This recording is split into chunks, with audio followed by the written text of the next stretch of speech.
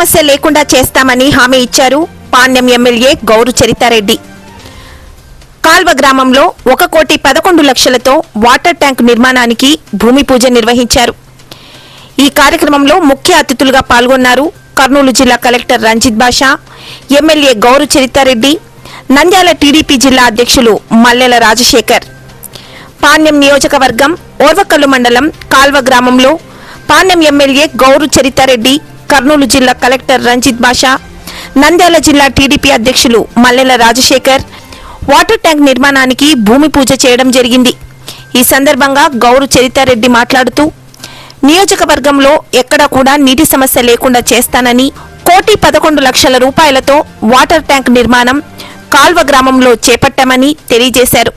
కూటమి ప్రభుత్వంలో చంద్రబాబు నాయుడు గారు ప్రజల కోసం ఎల్లప్పుడూ కృషి చేస్తున్నారని, నియోజకవర్గంలో ప్రజలకు ఎల్లవేళలా తోడుగా ఉంటామని ఆమె తెలియజేశారు.